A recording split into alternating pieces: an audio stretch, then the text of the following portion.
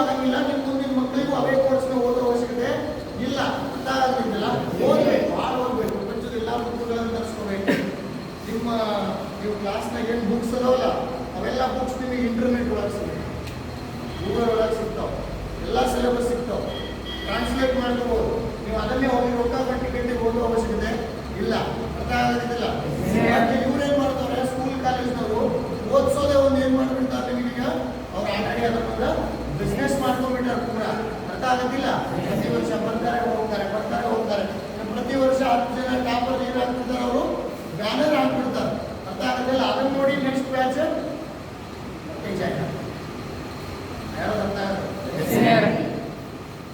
First government school ಇರ್ತಿತ್ತು, government college ಇರ್ತಿತ್ತು. ಇವಾಗೆಲ್ಲ ಫುಲ್ ಪ್ರೈವೇಟ್ ಐತಿ. ಅರ್ಥ ಆಗೋದಿಲ್ಲ. ಈಗ ನಾವು ಸರ್ ಪ್ರೈವೇಟ್ ಇರೋದು, ಪ್ರೈವೇಟ್ ಇದ್ರೆ ಒಳ್ಳೆಯದಿಲ್ಲ. ಪ್ರೈವೇಟ್ ಕಾಲೇಜ್ನಾಗ ಮಸ್ತ್ ಓದಿಸ್ತಾರೆ, ಡಬ್ಬ ಹಾಕ್ಸ್ತಾರೆ. ಅರ್ಥ ಆಗೋದಿಲ್ಲ. ಹಾಕ್ಸಿ ಇಷ್ಟು ಪರ್ಸೆಂಟೇಜ್ ತಗೋ ಅಂತ ಹೇಳ್ತಾರೆ ಅಷ್ಟೇ. ನಿಮಗೆ ಯಾವುದೇ ಯಾವ ಡಿಗ್ರಿ ಕೂಡ ನಿಮಗೆ ಗ್ಯಾರಂಟಿ ಕೊಡಲ್ಲ. ನೀವು ನನ್ನನ್ನು ಓದಿ ಮುಗಿಸ್ಬಿಡು, ನಿಮಗೆ ಪಕ್ಕ ಕೆಲಸ ಗ್ಯಾರಂಟಿ ಅಂತ ಯಾವುದು ಕೊಟ್ಟಿರಲ್ಲ. ನೀವು ಆಮೇಲೆ ಅದನ್ನ ಏನು ಮಾಡ್ಬೇಕು, ಕೆಲಸನ ಹುಡ್ಕಂತ ಅಡ್ಡಾಡ್ಬೇಕು. ಅದೇ ಸಿಗುತ್ತೇನೋ ಗ್ಯಾರಂಟಿ ಇಲ್ಲ. ಆದ್ರೂ ನಿಮ್ಮ ದೋಸ್ತರ BA BCom ಇವೆಲ್ಲ ಮುಗಿಸಿರೋ ನಿಮ್ಮ ತಮ್ಮಂದಿರು ಅವರೆಲ್ಲ ಕೆಲಸ ಮಾಡ್ದವ್ರು. ಅಂದ್ರೆ ಯಾವ ಕೆಲಸ ಮಾಡ್ದವ್ರು, ಅವರು ಜಾಬೇ ಮಾಡ್ದವ್ರು. ಏನ್ ಮಾಡ್ದವ್ರು, ಜಾಬೇ ಮಾಡ್ದವ್ರು. ಕೆಲವೊಬ್ರು ಗೌರ್ಮೆಂಟ್ ಮಾಡ್ದವ್ರು, ಕೆಲವೊಬ್ರು ಪ್ರೈವೇಟ್ ಮಾಡ್ದವ್ರು. ಆದ್ರೆ ಪ್ರೈವೇಟ್ನವರು ಸೆಟ್ಲ್ ಆಗಿಲ್ಲ, ಗೌರ್ಮೆಂಟ್ನವರು ಸೆಟ್ಲ್ ಆಗಿಲ್ಲ. ಒಂದ್ ವೇಳೆ ಸೆಟ್ಲ್ ಆಗಿರೋ ಎಂಪ್ಲಾಯ್ಸ್ ಇದಾರೆ, ಅದು ಕರಪ್ಷನ್ ಬೇಸ್ ಮೇಲೆ ಸೆಟ್ಲ್ ಆಗಿದೆ. ಕರಪ್ಷನ್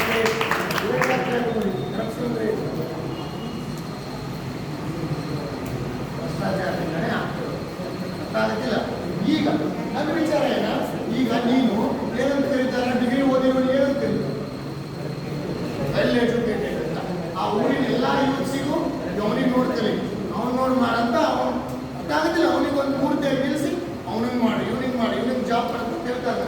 ಇವ್ನು ಎಜುಕೇಟೆಡ್ ಆದ್ಮೇಲೆ ಏನ್ ಮಾಡ್ತಿರ್ತಾರೆ, ಯಾವುದೋ ಒಂದು ಜಾಬ್ ಪಡ್ಕೊಂಡು ಆ ಸ್ಯಾಲರಿ ಬರ್ಬೇಕಾದ್ರೆ ಇವ ಏನ್ ಮಾಡ್ತಾನೆ, ಮುಂದಿನ ಮಕ್ಕಳು ಇವನಿಗೆ ಫಾಲೋ ಮಾಡಿ. ಮತ್ತೆ ಇದ್ಯಾವ ಸೀಮೆನೆ. ಆಮೇಲೆ ನಿಮಗೆ ಎಜುಕೇಟೆಡ್ ಅಂತ ಯಾಕೆ ಕರಿಬೇಕು? ನೀವು ಲಂಚ ತಗೊಳ್ಳೋದಾದ್ರೆ ಈ ದೇಶದಲ್ಲಿ ಹೋಗಿ ನೀವು ಆ ಬಡವರ ಹತ್ರ ದುಡ್ಡೇ ತೆಗೆದುಕೊಳ್ಳೋದಾದ್ರೆ ನಿಮ್ಮ ವಿದ್ಯಾವಂತರು ಅಂತ ಕನ್ಸಿಡರ್ ಮಾಡೋ ಅವಶ್ಯಕತೆ ಇರಲ್ಲ. ಅಲ್ಲಿ ಯಾವುದೇ ಜಾಬ್ ಇಲ್ಲ, ಯಾವುದೇ ಪೊಸಿಷನ್ ಇರಲಿ ಅವರು. ಅರ್ಥ ಆಗೋದಿಲ್ಲ. ನಾವು ಭಾರತದ ಮುಂದಿನ ಯುವ ಪೀಳಿಗೆಗಳು ಎಚ್ಚರ ಆಗಲಿ, ಜಾಬ್ ಒಳಗೆ ಸೆಟ್ಲ್ ಆಗಕ್ ಸಾಧ್ಯನೇ ಇಲ್ಲ. ಅರ್ಥ ಆಗತ್ತಾ? ಓದ್ಬೇಡಿ ಅನ್ನೋದಲ್ಲ, ಜಾಬಿಗೋಸ್ಕರ ಅಂತಾನೆ ಓದ್ರಿ ಅನ್ನೋದು ನಾವು ಹೇಳಕ್ಕಾಗಲ್ಲ. ಜಾಬ್ ತಗೊಳ್ಳೋದಕ್ಕೋಸ್ಕರ ಓದ್ರಿ ಅಂತ ನಾವು ನಿಮಗೆ ಸಜೆಸ್ಟ್ ಮಾಡಕ್ ಸಾಧ್ಯ ಇಲ್ಲ. ನಾವೇನು ಹೇಳ್ತೀವಿ, ನಿಮಗೆ ಏನ್ ಮಾಡಿ ಅಂತ ಹೇಳಿದ್ವಿ, ಬಿಸ್ನೆಸ್ ಮಾಡಿ ಅಂತ ಹೇಳಿದ್ವಿ. ಅದ್ರ ಬಗ್ಗೆ ಏನು ಕೂಡ ಹಾಕಿದ್ವಿ, ಎಜುಕೇಶನ್ ಕೂಡ ಹಾಕಿದ್ವಿ. ಅರ್ಥ ಆಗ್ತಿಲ್ಲ. ಆ ಬಿಸ್ನೆಸ್ ಇಂದ ನೀವು 100 ಜನಕ್ಕೆ ಏನ್ ಕೊಡ್ಬೋದು, ಜಾಬ್ ಕೊಡ್ಬೋದು. ಆ ಜಾಬಿಂದ ನೀವು 100 ಜನಕ್ಕೆ ಏನ್ ಕೊಡ್ಬೋದು, ಸ್ಯಾಲ್ರಿ ಕೊಡ್ಬೋದು. ಕೊಡೋದು ಇದು ಮಾತ್ರ ಇಲ್ಲಿ ಇರಲ್ಲ. ಯಾವ್ದೊಳಗೆ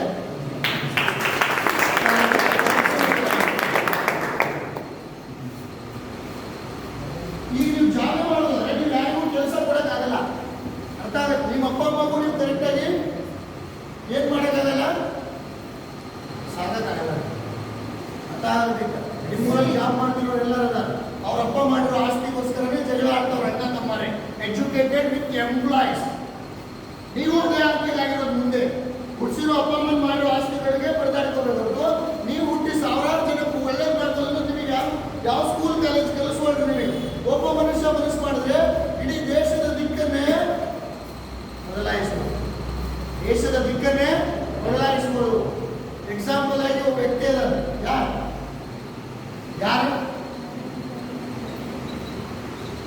ಯಾರು ಹೇಳ್ರಿ? ನರೇಂದ್ರ ದಾಮೋದರ್ ದಾಸ್.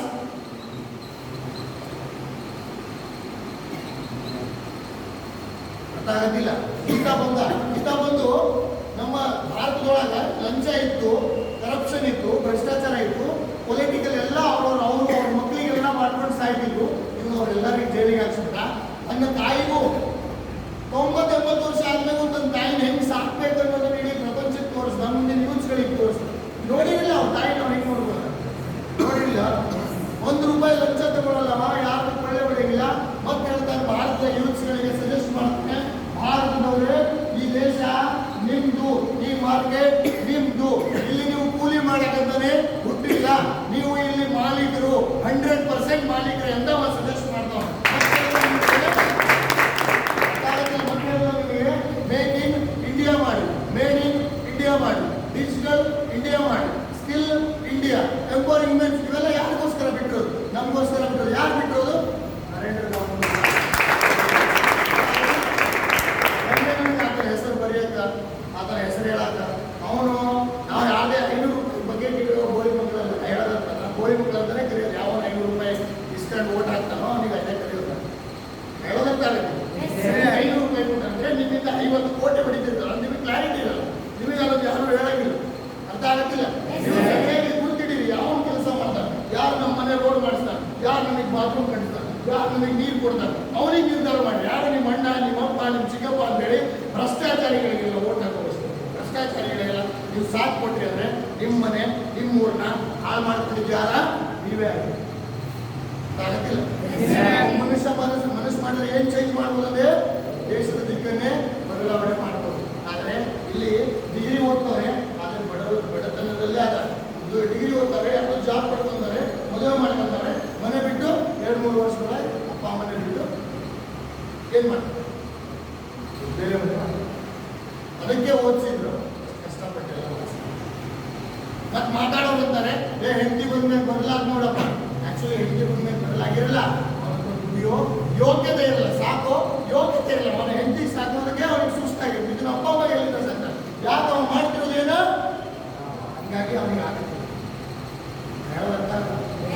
ಆಗತ್ತೆ ಬರಬಾರ್ದ ಅಂದ್ರೆ ಬಿಸ್ನೆಸ್ ಮಾಡೋದು ಸ್ಟಾರ್ಟ್. ನೀವು ಸೆಟ್ ಆಗ್ತೀರಾ, ನಿಮ್ಮ ಅಪ್ಪ ಅಮ್ಮನೂ ಸೆಟ್ ಆಗ್ತಾರೆ, ನಿಮ್ಮ ಇಡೀ ಊರಿಗೆ ಕೆಲಸ ಕೊಡ್ಬೋದು. ನೀವು ಬಿಸ್ನೆಸ್ ಮಾಡಿ ಅರ್ಥ ಆಗುತ್ತೆ. ಆಮೇಲೆ ಜಾಬ್ ಮಾಡ್ಬೇಕಂದ್ರೆ ನಿಮ್ಮ ಬ್ರೈನಿಂದ ಏನು ಕೆಲಸ ಇರಲ್ಲ. ಜಾಬ್ ಮಾಡಕ್ಕೆ ಏನ್ ಬೇಕು? ಇಲ್ಲಿಂದ ಇಷ್ಟೇ ಬೇಕು. ಬಿಸ್ನೆಸ್ ಮಾಡಕ್ಕೆ ಏನ್ ಬೇಕು? ಇಲ್ಲಿಂದ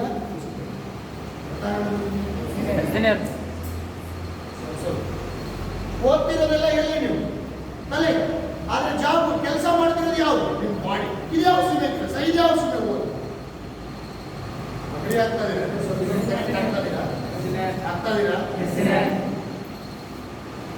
ಓದ್ತಿರೋದಂದ್ರೆ ಕೆಲಸನೂ ಅರ್ಥ ಆಗತ್ತಿಲ್ಲ. ಇವತ್ತು ಅಮೆರಿಕ, ಜಪಾನ್, ರಷ್ಯಾ, ಯಾರು ಚೀನಾ, ದುಬೈ, ಯಾವ ದೇಶನ ತಗೊಳ್ಳಿ, ಯಾವುದೇ ನೇಪಾಳ, ಯಾವುದೇ ತಗೊಳ್ಳಿ, ಆ ದೇಶದೊಳಗೆಲ್ಲ ಏನ್ ಮಾಡ್ತಾರಂತೆ? ಬಿಸ್ನೆಸ್ ಮಾಡ್ತಾರಂತ. ಆ ದೇಶದ ಯೂತ್ಸ್ಗಳಿಗೆ ಬಿಸ್ನೆಸ್ ಕೋರ್ಸಸ್ನ ಕಲಿಸ್ತಾರೆ, ಜಾಬ್ ಮಾಡಕ್ ಕೋರ್ಸಸ್ನ ಕಲಿಸ್ತಾರೆ. ಹೇಳೋದಲ್ಲ ಅಮೆರಿಕ ರಿಚ್ ಆದ ಕಾರಣ ಏನು? ಚೀನಾ, ಜಪಾನ್, ಇಂಡಿಯಾ, ಪ್ರಪಂಚದೊಳಗೆ ಅತಿ ದೊಡ್ಡ ಮಾರ್ಕೆಟ್ ಯಾರು? ಆದ್ರೆ ಎಲ್ಲ ಮಕ್ಕಳಿಗೆ ಓದಿಸ್ತವ್ರೆ. ರೋಗು ಆಗ್ರಿ, ನೀವೊಂದು ಮಷೀನ್ ಆಗ್ರಿ, ನಿಮ್ಮ ತಲೆ ಒಳಗೆ ಸಗಣಿ ತುಂಬೋರಿ, ನಿಮ್ಮ ತಲೆ ಉದ್ರಿ ಮಾಡ್ಕರಿ, ನಿಮ್ಮ ಬಾಡಿಗೆ ಇನ್ನೊಬ್ಬರಿಗೆ ಎಂಟು ತರಿಸ್ಕೊಡ್ರಿ, ಅವ್ನು ತಿಂಗಳು ಆದ್ಮೇಲೆ ನಿಮಗೆ ಒಂದಿಷ್ಟು ಸ್ಯಾಲ್ರಿ ಕೊಡ್ತಾನೆ, ಅದ್ರಾಗ ರೆಂಟ್ ಬಿಲ್ಲು ಕರೆಂಟ್ ಬಿಲ್ ಕಟ್ಟಿ ಅಂತ ಬದುಕ್ ಬಿಡ್ರಿ, ಅವ್ನು ನಿಮ್ಮ ಗುಲಾಮ್ನಾಗೆ ಸಾಯಿ ಅಂತ.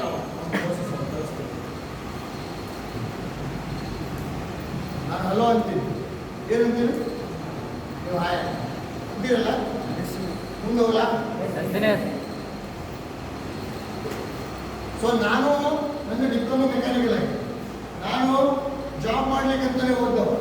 ನನಗೂ ನಮ್ಮ ಅಪ್ಪ ಏನು ಬಿಸ್ನೆಸ್ ಮ್ಯಾನ್ ಅಲ್ಲ, ಲಂಬಾಣಿ ಕ್ಯಾಸ್ಟವನ. ನಮ್ಮ ಕಸಬೇನಂದ್ರೆ ಕಬ್ಬು ಕಡ್ಕೊಂಡು ಅಡ್ಡಾಡೋದು, ಬಿಸಿಲು ಹಾಕೊಂಡು ಕಬ್ಬು ಕಡ್ಕೊಂಡು ಅಡ್ಡಾಡೋದು ನಮ್ಮ ಕಸಬ. ಆದ್ರೆ ನಮ್ಮ ಅಪ್ಪ ಏನು ಮಾಡ್ತಾರೆ, ಹೆಣ್ಮಕ್ಳಿಗೆ ಓದಿಸಲ್ಲ ನಮ್ಮ ಆಶೀರ್ವಾದ, ಹೆಣ್ಮಕ್ಳಿಗೆ ಎಲ್ಲರಿಗೂ ಓದಿಸ್ತಾನೆ, 4 ಜನಕ್ಕೆ ಓದಿಸ್ತಾನೆ. ನಮ್ಮ ಅಣ್ಣ ಇಂಜಿನಿಯರಿಂಗ್ ಮಾಡಿಸ್ತಾನೆ, ನನಗೆ ಡಿಪ್ಲೊಮಾ ಮೆಕ್ಯಾನಿಕಲ್ ಮಾಡಿಸ್ತಾನೆ. ಇಬ್ಬರು ತಗೊಂಡಿರೋದಾಗ ಇವಾಗ ಓದ್ತಾ ಇರೋದು ಧಾರವಾಡದೊಳಗ ಬೇದ್ರಿ ಕಾಲೇಜಲ್ಲಿ ಹೋಗೋದು, ಇನ್ನೊಂದು ಯಾವುದೋ ಕಾಲೇಜಲ್ಲಿ ಹೋಗೋದು. ಅರ್ಥ ಆಗುತ್ತೆ. ಬಟ್ ಅವ್ರಿಗೆ ಫ್ಯೂಚರ್ ಒಳಗೆ ಏನು ಮಾಡಿಸ್ತೀವಿ ನಾವು? ಬಿಸ್ನೆಸ್ ಮಾಡ್ತೀವಿ. ನಮ್ಮ ಅಣ್ಣ ಏನು ಮಾಡುವ? ನಮ್ಮ ಅಪ್ಪ ಅಮ್ಮ ಖುಷಿಯಾಗಿ ಕಬ್ಬು ಕಡ್ಕಂತ ಇದ್ರಲ್ಲ,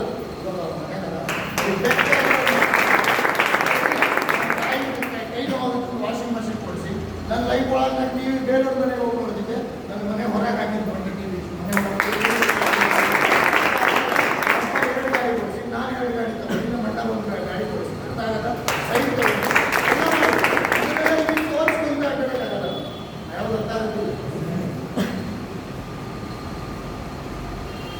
ಜಾಬ್ ಮಾಡ್ತಿರೋದು ದುಡ್ಡಿಗೆ, ಬಿಸ್ನೆಸ್ ಮಾಡಿದ್ರೆ ದುಡ್ಡಿಗೆ.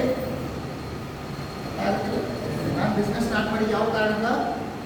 ಕೊನೆಗೆ ಸಾಕ್ಬೇಕಪ್ಪ ಅವನು ಸಾಕ್ಬೇಕು, ಬಡವನಾಗಿ ಸಾಯಕ್ಕೆ ಮುಗಿಸ್ತಾ ಇದ್ದಿಲ್ಲ. ಸ್ಟಾರ್ಟ್ ಏನೋ ಮಾಡ್ಬಿಟ್ಟು ಹಂಗೆ ಬಿಟ್ಬಿಟ್ಟು ಏನು ಅಂತ ಕೇಳಬೇಡ. ಒಬ್ಬ ಗುರುಗಳನ್ನು ಸಾಕ್ಬೋದು, ಒಬ್ಬ ಫ್ರೆಂಡ್ ಸಾಕ್ಬೋದು, ಒಬ್ಬ ಕಾಲೇಜ್ ಫ್ರೆಂಡ್ ಸಾಕ್ಬೋದು, ಒಂದು ಊರ ರಿಲೇಷನ್ ಸಾಕ್ಬೋದು. ಒಬ್ಬರೇ ಅಪ್ಪ ಅಮ್ಮ ಇಬ್ಬರೇ ನನ್ನಿಂದ ನಿಮ್ಗೆ ಸೋತಾಗ ಗೊತ್ತಾಗೋದಿಲ್ಲ. ಇಡೀ ಊರೇ ಅನಿಸಿಕೊಂಡು ನನ್ನ ಕೆಲಸ ಮಾಡಿ ಇವ್ರು ಯಾವುದೋ ಫ್ರಾಡ್ ಕೆಲಸಕ್ಕೆ ಹೋಗ್ತಾರೆ, ಬಿಸ್ನೆಸ್ ಅಂತೆ, ಚೈನ್ ಲಿಂಕ್ ಅಂತೆ, ಫ್ರಾಡ್ ಅಂತೆ, ಸೇರಿಸ್ಬೇಕಂತೆ, ಇವೆಲ್ಲ ಕತೆ ಕಟ್ಟಿದ್ರು ನನ್ನ ಜೊತೆ ಓದಿರೋ ಹುಡುಗರು. ಗೊತ್ತಾಗೋದಿಲ್ಲ. 27 ವರ್ಷ ಮುಗಿದ ಗೊತ್ತಾಗತ್ತಾ? ಅವರೆಲ್ಲದರಲ್ಲೇ ನನಗೆ ಅನಿಸಿದ್ದವ್ರು ನನ್ನ ನೋಡಿ ನಕ್ಕವ್ರು. ನಾನು ಅವ್ರು ನೋಡಿ ಯಾವತ್ತೂ ಫೀಲ್ ಆಗಿಲ್ಲ ಜನಿಸಿ. ಇವತ್ತಾಗಿ ಅವರೆಲ್ಲ ನನಗೆ ಸೇರ್ಬೇಕಂತ ಕಾಯ್ತಾರೆ. ನಾನು ಸೇರ ಕಡಿಲ್ಲ. ಯಾಕೆಂದ್ರೆ ಅವತ್ತು ಸಾಥ್ ಕೊಡಲಿಲ್ಲ ಯಾರು, ಗೊತ್ತಾಗೋದಿಲ್ಲ. ಅವತ್ತು ಯಾರು ಬರಲಿಲ್ಲ. ಎಲ್ಲರಿಗೂ ಕರೆದೆ, ಬಿಸ್ನೆಸ್ ಬರ್ರಿ ಅಂತ ಕರೆದೆ, ಯಾರು ಬರಲಿಲ್ಲ. ಒಂದು ನಕ್ಕಿನ ಅನಿಸಿಕೆ ಹೋಗೋದು. ಪಾರ್ಟಿ ಮಾಡೋ ಬರ್ರಿ ಅಂತ ಕರಲಿಲ್ಲ ಅವ್ರಿಗೆ, ಪಬ್ಜಿ ಆಡೋ ಬರ್ರಿ ಅಂತ ಕರಲಿಲ್ಲ ಅವ್ರಿಗೆ. ಬಿಸ್ನೆಸ್ ಮಾಡಮ್ಮ, ಇಂಡಿಪೆಂಡೆಂಟ್ ಆಗಮ್ಮ, ದೇಶಕ್ಕೆ ಮಾಡಮ್ಮ ಅಂತ ಕರೆದೆ, ಸಾಥ್ ಕೊಡಲಿಲ್ಲ. ಗುರಿ ಇಟ್ಕೊಳ್ಳಮ್ಮ ಅಂತ ಕರೆದೆ, ಸಾಥ್ ಕೊಡಲಿಲ್ಲ. ಆದರೆ ಅವ್ರು ಸಾಥ್ ಕೊಡಲಿಲ್ಲ ಅಂತ ನಾನು ಸರಿಲಿಲ್ಲ. ಒಬ್ಬನೇ ನಿಲ್ಬೇಕಂತ ಡಿಸೈಡ್ ಮಾಡಿದೆ. ಮೊನ್ನೆ ನನ್ನ ಡಿಸೈಡ್ ಮಾಡಿದೆ, ನಿಂತೆ ಬಡ ಅನಿಸಿಕ್ಕಿದ್ರು ಅಂತ ಬೇಡಿ ಮತ್ತೆ ಮುಂದೆ ಬಂದರು. ಹಿಂದಿಂದೆಲ್ಲ ಮಾತಾಡೋಕೆ ಸ್ಟಾರ್ಟ್ ಮಾಡಬೇಕು ಅಂತ ಆಗೋದಿಲ್ಲ. ಇನ್ನೂ ಯಾರ್ಯಾರು ಫ್ರೆಂಡ್ಸ್ ಇರ್ತಾರೋ ಅವರಿಗೆಲ್ಲ ಫೋನ್ ಮಾಡಿ ಅವ್ರ ಕೆಲಸ ಸರಿ ಇಲ್ಲ, ಹಿಂಗೆ ಡಿಸ್ಕಸ್ ಮಾಡೋಕೆ ಸ್ಟಾರ್ಟ್ ಮಾಡಿ. But all world wars are win by unknowns. ಪ್ರಪಂಚದೆಲ್ಲ ಗೊತ್ತಿಲ್ಲದೆ ಇರೋರನ್ನ ಜೊತೆಗೆ ಸೇರಿಸಿ ಗೆದ್ದಾರೆ. ಅಕ್ಕಪಕ್ಕದ ಮನೆಯವರು ರಿಲೇಷನ್ಶಿಪ್ಪಿಂದ ಯಾರು ಗೆದ್ದಿದ್ದಾರೆ ಪ್ರಪಂಚದೊಳಗೆ. ನಿಮ್ಮ ಪಕ್ಕದ ಮನೆಯವರಿಗೆ ನೀವು ಅಂದರೆ ಆಗ್ತಿರಲ್ಲ, ನಿಮ್ಮ ಅಣ್ಣ ತಮ್ಮರಿಗೆ ನಿಮ್ಮ ಫ್ಯಾಮಿಲಿಯವರಿಗೆ ಆಗ್ತಿರಲ್ಲ. ಯಾಕ? ದುಡ್ಡಿನ ಮೈ ಎಲ್ಲ ಹೊಟ್ಟೆಗಿದೆ. ಗೊತ್ತಾಗೋದಿಲ್ಲ. ಸಾರಿ, ನಾವು ಉದ್ಧಾರ ಆಗಬೇಕಂದ್ರೆ ಏನು ಮಾಡಬೇಕು? ಮೊದಲನೇ ಸಜೆಷನ್ ಬಿಸ್ನೆಸ್ ಮಾಡಬೇಕು. ಎರಡನೇ ಸಜೆಷನ್ ಊರು ಬಿಟ್ಟು ಹೋಗ್ಬೇಕು. ಏನ ಊರು ಬಿಟ್ಟು ಹೋಗ್ಬೇಕು. ಮೂರನೇ ಸಜೆಷನ್ ಬೆವರು ಸುರಿಸೋದು. ಗೊತ್ತಾಗೋದಿಲ್ಲ. ನಾಲ್ಕನೇ ಸಜೆಷನ್ ಬ್ರೇನ್ ಅನ್ನ ಯೂಸ್ ಮಾಡಬೇಕು. ಗೊತ್ತಾಗೋದಿಲ್ಲ. ಐದನೇ ಸಜೆಷನ್ 10 ಯೂನಿವರ್ಸಲ್ ಸಿಸ್ಟಮ್ಸ್ ಅಡಾಪ್ಟ್ ಮಾಡಬೇಕು.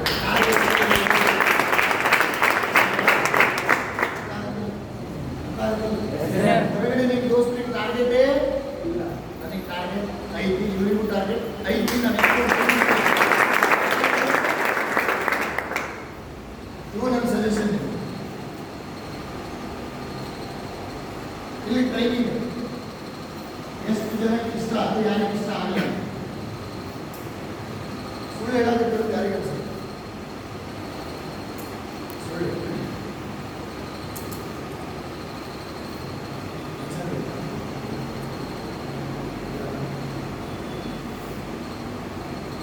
ಇಲ್ಲಿ ಹಾಳಾಗೋದೇನು ಹೇಳ್ಕೊಡೋದು, ಉದ್ಧಾರ ಆಗೋದೇ ಅನ್ಸಾಗಬೇಕಾ? ಉದ್ಧಾರ ಆಗೋದು ಹೇಳ್ತಾರೆ ಅನ್ಸಾಗಬೇಕಾ? ಬಂದವ ಅವ್ರಿಗೆ ನಿಂತಾರ ನಿಂತವ ಇವತ್ತಿಗೆ ಬಂದೆ ಅನ್ಕೊಂಡಿರ್ಲಿಲ್ಲ. ಮುಂದೆ ಹೋಗ್ತೀನಿ, ನಾನು 100 ಜನಕ್ಕೆ ಕೆಲಸ ಕೊಡ್ತೀನಿ. ಅದಾಗೋದಿಲ್ಲ. ಕನಸು ಕಂಡಿರ್ತೀವಿ. ಲಾಸ್ಟ್ ಬೆಂಚ್ ಸ್ಟೂಡೆಂಟ್ ಕೆಂಪು ಕೂದಲ ಇಟ್ಕೊಂಡು ಎಣ್ಣೆ ಹಚ್ಕೊಂತೀವಿ, ಎಲ್ಲ ಆಡ್ತಾ ಇದ್ದೀವಿ. ನೀವೇಗ ರಾಮಾಚಾರ್ಯರು, ನಾವು ರಾಮಾಚಾರ್ಯರು ಹುಟ್ಟಿಗೆ ಅಟೆಂಡ್ ನಿಂತ ಗೊತ್ತಾಗೋದಿಲ್ಲ. ಇವಾಗ ಇನ್ಸೆಟ್ ಹಾಕಿಲ್ಲ ಅಂದರೆ ಮಜಾ ಬರಲ್ಲ. ಮಾಡಿ ಕೆಲಸಕ್ಕೆ ಬರೋಕ್ಕೆ ಮಜಾ ಬರಲ್ಲ.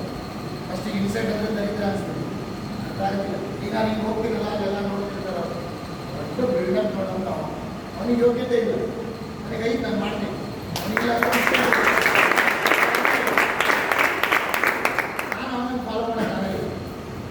ರೆಸ್ಪಾನ್ಸಿಬಿಲಿಟಿ ಬಂದವು. ರೆಸ್ಪಾನ್ಸಿಬಿಲಿಟಿ ಅಂದರೆ ಏನು? ಜವಾಬ್ದಾರಿಗಳು ಬಂದವು ನಮ್ಮ ಲೈಫಿಂದ. ನಾನು ತಗೊಂಡಿವಿ ಗೊತ್ತಾಗ್ತಿಲ್ಲ. ಶಿಸ್ತನ್ನು ಅಡಾಪ್ಟ್ ಮಾಡ್ಕೊಂಡಿವಿ. ಮಗ ಮಚ್ಚ ಅಂತಿರೋರು ಸೀನಿಯರ್ ಅನ್ಕೊಂಡು ತಿರುಗ್ತಾರೆ. ಯಾರಿಗೂ ಮುದ್ದೆ ಇದ್ದವರು ಹ್ಯಾಂಡ್ ಶೇಕ್ ಕೊಟ್ಕೊಂಡ, ಒಬ್ರಿಗೊಬ್ಬರು ಸಾಥ್ ಕೊಟ್ಕೊಂಡ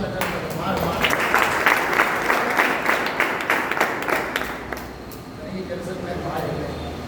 ಇಡೀ ಪ್ರಪಂಚದ ಯಾವುದೇ ಪ್ರೊಫೆಷನ್ ಇರಲಿ, ಸಲಾಮ್ ಹೊಡೆಯಂಗಿಲ್ಲ. ನನ್ನ ಪ್ರೊಫೆಷನ್ ನನಗೆ best, world's best entrepreneur. Doctor, engineer, lawyer, teacher, dancer, singer, player ಹೆಂಗೋ ಹಂಗಿವ ಯಾರ ಎಂಟರ್ಪ್ರಿನರ್. ಹೆಂಗ್ ಬಂದ ಡಾಕ್ಟರ್? ಹೆಂಗ್ ಬಂದ? ಪ್ರಾಬ್ಲಮ್ ಇತ್ತು, ಅದಕ್ಕೆ ಡಾಕ್ಟರ್ ಬಂದ.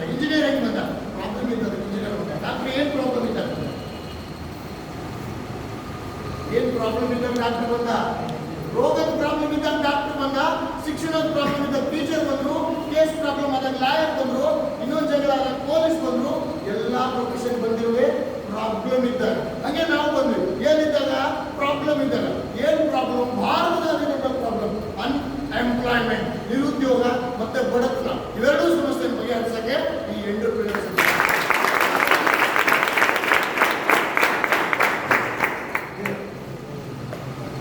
ಸಮಸ್ಯೆ ದೊಡ್ಡದೈತಂದ್ರೆ ಆಡೋದು ಗೊತ್ತಾಗದಿಲ್ಲ, ಅದು ಸಿಗ್ತಾರೆ, ಕಟ್ತಾರೆ, ಲಾಸ್ಟಿಗೆ ಬೆಳೆದ್ಬಿಟ್ರಿ ಅಂತಾರೆ. ಅವ್ರೆಲ್ಲ ರಾಜಕೀಯ ಅವರೆಲ್ಲ ಬಳಕೆ ಮಾಡಿ ಬಿಡಿಸೋ ಪ್ರಯತ್ನ ಮಾಡ್ತಾರೆ. ಯಾಕೆ ಹೇಳಿ? ಅವರು ಜೆಂಡರ್ನ ಕೊಟ್ಟು ಕರ್ಕೊಂಡ್ಬರ್ತಾರೆ. ನನ್ನ ಹತ್ರ ಆಗಿಲ್ಲ, ಜೆಂಡ್ರೆ ರೊಕ್ಕ ಕೊಟ್ಟು ಬರ್ತಾರೆ. ಇದು ನನ್ನ ಬಿಸ್ನೆಸ್.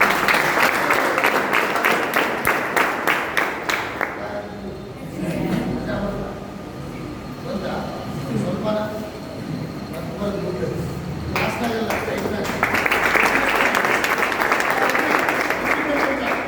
ನೀವು ಇಂಡಿಪೆಂಡೆಂಟ್ ಆಗ್ತೀರಾ, 100 ಜನನ ಇಂಡಿಪೆಂಡೆಂಟ್ ಆಗಿ ರೆಡಿ ಮಾಡ್ತೀರಾ. ಬಿಸ್ನೆಸ್ ಭಿಕ್ಷೆ ಬೇಡವನಿಗೂ ಬಿಸ್ನೆಸ್ ಮ್ಯಾನ್ ಮಾಡ್ಬೋದು.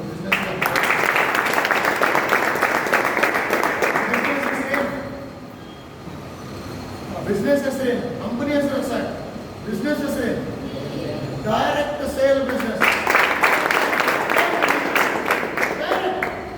ಏನದು? ನಾನು ಬೆಳೆದಿದ್ದು ನಾನು ಮಾಡ್ತೀನಿ ಸರ್. ಮಧ್ಯದಾಗ ಯಾರು ಬರಂಗೆ ಇಲ್ಲ. ಫ್ರೂಟಿ ತಗರಿ, MRF ತಗರಿ, ವಿಮಲ್ ತಗರಿ, ಅದು ತರಿಲ್ಲ. ನೀವು ಹೀರೋಗಳು, ನೀವೆಲ್ಲ ಅವ್ರ ಫ್ಯಾನ್ಗಳು ಅನ್ಸುತ್ತೆ, ಮಕ್ಕಳು ಅವರೆಲ್ಲ. ನೀವು ಹುಟ್ಟಿರೋದು ಯಾಕೆ? ನಿಮ್ಮ ಲೈಫ್ ಹೀರೋ ಯಾರು? ನೀವು ಹೀರೋ. ಅದನ್ನ ಅನ್ಕೊಳ್ರಿ ಫಸ್ಟ್. ಅದನ್ನ ನಂಬ್ರಿ. ಕಲರ್ ನೋಡ್ಬೇಡ್ರಿ, ಸೈಜ್ ನೋಡ್ಬೇಡ್ರಿ, ಬಡತನ ನೋಡ್ಬೇಡ್ರಿ. ಡಿಸೈಡ್ ಮಾಡಿ, I am the hero for my life. ಆ ಹೀರೋ ಆಗತ್ತ 1000 ವರ್ಷ ಆಗಲಿ ಕಷ್ಟಪಟ್ಟು ಬೆವರು ಸೂಸಿ ಗುರಿ ಮುಟ್ಟೋದು ಹಿಂದೆ ಸರಿ ಮಾಡಿ. ಇರುವೆ ಅಂದ್ಕೊಂಡ್ಬಿಡಿ. ಹೀರೋ ಆಗ್ಬೇಕಂದ್ರೆ ಏನ್ ಅಂದ್ಕೋಬೇಕು ನೀವು? ಇರುವೆ. ನಿಮ್ ದಾರಿ ತಡೆಯಕ್ಕೆ ಯಾರೇ ಬಂದ್ರು ನೀವು ಬಿಡು ಬರ್ತಾರೆ. 6 ಜನ ಬರ್ತಾರೆ. ಬಂದಾಗ ನನ್ನ ಲೈಫಿಗೆ ಅಷ್ಟಿಗೆ ಬೇಡ ಅಂದ್ರು, ಆಮೇಲೆ ನಕ್ಕರು, ಅನಿಸಿಕ್ಕಿದ್ರು, ಅಷ್ಟಿಗೆ ಬಿದ್ದು ನಾವು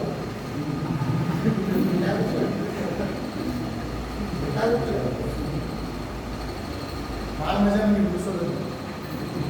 ಒಬ್ಬನೇ ತಿರುಗ್ತೀವಿ, ಇವರೆಲ್ಲ ಒಬ್ಬನೇ ತಿರುಗ್ತೀವಿ, ನೋಡಂಗಿಲ್ಲ. ಅವ್ರ ಮಾತಾಡ್ಸ್ತೀನಿ, ಅವ್ರಾಗ ಮಾತಾಡ್ಸಿದ್ರೆ ಮಾತಾಡ್ತೀವಿ, ಕಟ್ಟರೆ ಹಾಕ್ತೀವಿ.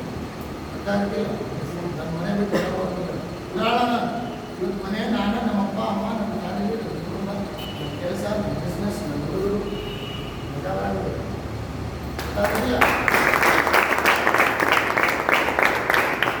ಪ್ರತಿ ಹಬ್ಬ ನಾನು ದುಡ್ಡಿದ್ದಾನೆ ನಡೀತಾವ. ಹೋಗಿಲ್ಲ ಅಂದ್ರೆ ಹಬ್ಬ ಇನ್ಕಂಪ್ಲೀಟ್ ಇರಬೇಕು. ನಡೆಯುವ ರೊಕ್ಕ ಇಲ್ಲ ಅಂತಲ್ಲ, ಆಯ್ತಾ ಏನ ಆಯ್ತಾ ಅಷ್ಟಿಗೆ ಮನೆ ಬಿಟ್ಟು ಓಡಿಸ್ತಿದ್ರು. ಕೆಲಸ ಮಾಡೋದು ದುಡಿ ಹೋಗೋದು. ಇವಾಗ ಆಯ್ತು ಮನೆ ಬಾ, ಅವ್ರ ಆಸೆ ಮೇಲೆ ಕೆಲಸ ಮಾಡಿ. ಈಗ ನಮ್ಮ ಕೆಲಸ ಬಿಸಿ ಆಗುತ್ತೆ, ಹೆವಿ ಬಿಸಿ ಆಗುತ್ತೆ. ಏನಾಗ್ಬೇಕು ನೀವು? ಏನಾಗ್ಬೇಕು? ಬಿಸಿ ಆಗುತ್ತೆ. ಫೇಸ್ಬುಕ್ನಾಗಲ್ಲ, ಟಿಕ್ಟಾಕ್ನಾಗಲ್ಲ, ಪಬ್ಜಿ ಆಗಲ್ಲ, ಬೆಟ್ಟಿಂಗ್ನಾಗಲ್ಲ, IPL-ನಾಗಲ್ಲ, ಬಿಸ್ನೆಸ್ ಒಳಗೆ ಬಿಸಿ ಆಗುತ್ತೆ. Busy in your business, then business is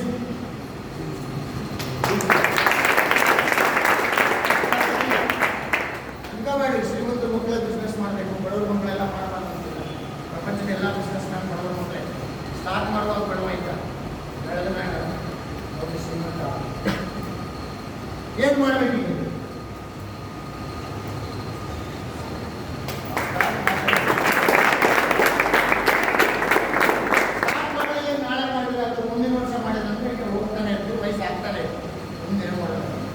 start today. ನಾಳೆ ಅನ್ನೋ ಮನೆ ನಾಳೆ ಇವತ್ತು decide. Start today, not tomorrow. ಸರಿನಾ? ಯಾವುದನ್ನ ಕೆಲಸ ಸ್ಟಾರ್ಟ್ ಮಾಡಿರೋದ್ರೆ ಆ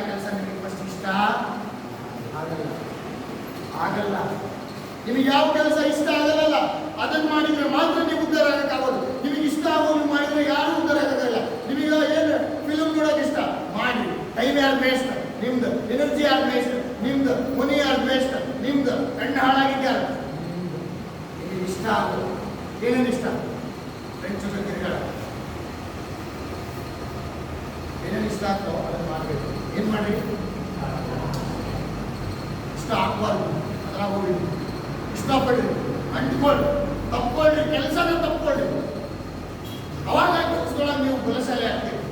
ಬಚ್ಚಿಕೊಳ್ಳೋದ್ರಿಂದ ಏನು ಆಗಲ್ಲ, ತಪ್ಪಿಸ್ಕೊಳ್ಳೋದ್ರಿಂದ ಏನು, ಗುಂಪಲ್ಲಿ ಹೋಗಿಂದ ಏನು ಮಾಡೋಕ್ಕಲ್ಲ. ಏನು ಬರಬೇಕು? ಮುಂದೆ ನಿಲ್ಬೇಕು. ಪ್ರಪಂಚದೊಳಗೆ ಉದ್ಧಾರ ಆಗಿರೋದಿಲ್ಲ ಯಾರ? ಮುಂದೆ ನಿಂತವ್ರು, ಕುಂತವರಲ್ಲ, ಗುಂಪಲ್ಲಿರೋರಲ್ಲ, ಮುಂದಿದ್ದವ್ರು. ಮುಂದೆ ಬರೋಕ್ಕೆ ಟ್ರೈ ಮಾಡಿ. ನಿಮ್ಮ ಮುಂದೆ ಇಲ್ಲಿ ಬರ್ತಿರೋರೆಲ್ಲ ನಿಮ್ಮ ವಯಸ್ಸಿನವರೇ. ಅರ್ಥ ಆಗುತ್ತಿಲ್ಲ, ನಿಮ್ಮ ಟೀಚರು ಹೇಳಿರಲ್ಲ ಆ ಪಾಠನ ಕಲಿಸುವಂತ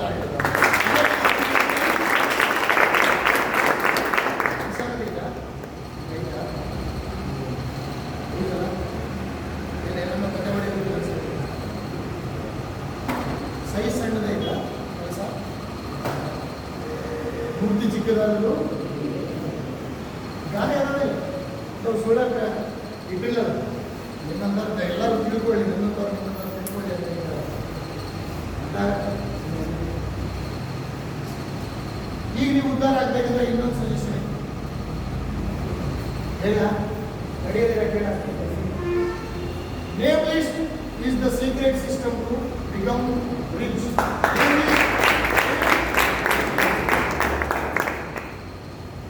ಈ ಪ್ರಪಂಚದೊಳಗೆ ಉದ್ಧಾರ ಆಗಿರೋರು ಏನು ಮಾಡಬೇಕು? ಅವ್ರ ನೇಮ್ ಲಿಸ್ಟ್ ಫಸ್ಟ್ ರೈಟ್ ಮಾಡಿ, ಕರೆಕ್ಟ್ ಮಾಡಿ. ನಿಮ್ದು ಕಾಂಟ್ಯಾಕ್ಟ್ ಲಿಸ್ಟ್ ಐತಾ? ಐತಿಲ್ಲ. ಏನು ಸೇವ್ ಮಾಡ್ತಿರೋದು? ನೇಮ್ ನಂಬರ್ ಹೇಳಿದ್ರೆ ನೇಮ್ ಬಗ್ಗೆ ಎಲ್ಲ ಸೇವ್ ಮಾಡ್ತಾರೆ. ಅದೇನು ನಿಮ್ದು ನೇಮ್ ಲಿಸ್ಟ್? ಯಾರ್ಯಾರು ಸೇವ್ ಮಾಡಿರೋ ಅವರೆಲ್ಲ ಏನು ಬರುತ್ತೆ? ಸ್ಟೇಟಸ್. ಇಲ್ಲಿ ಬರೋ ಲವ್ ಕೂಡ ಇಟ್ಟರೆ ನೀವು ಲವ್ ಲಬ್ನೇ ಲೈಕ್ ಮಾಡ್ತೀರಾ, ಲವ್ ಲಬ್ನೇ ಶೇರ್ ಮಾಡ್ತೀರಾ. ಹೇಳೋದರ್ಥ ನಿಮ್ಮಲ್ಲೆಲ್ಲ ಈಗ ದಿನ ನೋಡಿ RCB ಸ್ಟೇಟಸ್ ಡೈಲಿ. ಹೌದಾ? ಕೆಲವೊಬ್ರು ಪಬ್ಜಿ ಆಡಿರೋ ಸ್ಟೇಟಸ್, ಕೆಲವೊಬ್ರು ಬಾದಾಮ್ ಬಾದಾಮ್ ಇನ್ನು ಕೆಲವೊಬ್ರು ಯಾವ್ದಾರ ಒಂದು ಸಾಂಗ್ ಬಂದ್ರೆ ಸಾಕು ಅದನ್ನೇ ಇಡೀ ಊರೆಲ್ಲ ಹಾಕಿ ಕುಂದ್ಬಿಡ್ತಾರೆ. ಎಲ್ಲ ಇವ್ನ ಇವ ಇವನ್ನ ಇವ ಅದೇ ಸಾಂಗ್. ಅರ್ಥ ಆಗುತ್ತೆ? ಒಳ್ಳೆಯದಕ್ಕಷ್ಟು ಫಾಲೋವರ್ಸ್ ಸಿಗಲ್ಲ. ಅದೇ ನೀವು ಸೂರ್ಯ ಶ್ರೀನಿವಾಸ್ ಗೌಡ ನೋಡಿ ಫಾಲೋವರ್ಸ್ ಮಾಡೋದು ಹೇಳಿರಲಿಲ್ಲ ಸರ್. ಹಾಗೆ ಇದರ ಪ್ರಾರಂಭ ಜನಕ್ಕೆಲ್ಲ ಫಾಲೋವರ್ಸ್ ಇಲ್ಲಿ, ಬಟ್ಟೆ ಬಿಚ್ಚು ಕುಡಿಯೋರಿಗೆಲ್ಲ ಫಾಲೋವರ್ಸ್ ಇಲ್ಲಿ. ಬಿಸ್ನೆಸ್ ಮಾಡ್ರಿ, ಗುರಿ ಇಟ್ಕೊಳ್ರಿ, ಮುಂದೆ ಬರ್ರಿ, ಅಪ್ಪ ಅಮ್ಮನ ಸಾಕ್ರಿ ಅನ್ನೋದಿಲ್ಲ. 100 ಜನಕ್ಕೆ ಒಮ್ಮೊಮ್ಮೆ ಆರಿಸೋ ನಿಮಗೆ ಹೀರೋ ಟಿವಿ ಆಗತ್ತಾ? ಆರ್ಸಕ್ಕ ಮತ್ತೆ ಹೆಂಗ್ ನಂಬ್ತಾಳೆ? ಹೆಂಗ್ ನಂಬ್ತಾಳೆ ಸರ್? ನಮ್ಮ ಫ್ರೆಂಡ್ ನಂಬ್ತದ, ಅದಕ್ಕೆ ನಾನು ಒಬ್ಬನ ಹೀರೋ ಪುನೀತ್ ರಾಜ್ಕುಮಾರ್ ಇದ್ದ ಮಾಡ್ದ, ಅದಾಗದಲ್ಲಿ ದುಡ್ಡ ದಾನ ಮಾಡಿ ಓದ್ದ ದೇವರ ಪೂಜೆ ಮಾಡ್ತಾರ ಹೇಳಿ. ನೀವು ಮಾಡ್ಬೋದು, ನಾನು ಮಾಡ್ಬೋದು. ಪುನೀತ್ ರಾಜ್ಕುಮಾರ್ ಮಾಡ್ತಾರೆ, ನಾವು ಮಾಡ್ಬೋದು, ನೀವು ಮಾಡ್ಬೋದು. ಇನ್ಸ್ಪೈರ್ ಆಗಿ ನೋಡಿ ಒಮ್ಮೆ. ಈ ನರೇಂದ್ರ ಮೋದಿ ಪ್ರಧಾನಮಂತ್ರಿ ಆಗಿದ್ರೆ ನರೇಂದ್ರ ಮೋದಿ ಅಟಲ್ ಬಿಹಾರಿ ವಾಜಪೇಯಿ ನೋಡ್ಯ, ನಾನು ಇವನಿಗೆ ಆಗ್ಬೇಕಂತ ಡಿಸೈಡ್ ಮಾಡ್ಯ, ಅದಕ್ಕೆ ಆಗ್ಯಾರ. ನೀವು ಯಾಕೆ ನೋಡಿ ನಾನು ಇವನಿಗೆ ಆಗ್ಬೇಕಂತ ಡಿಸೈಡ್ ಮಾಡಿ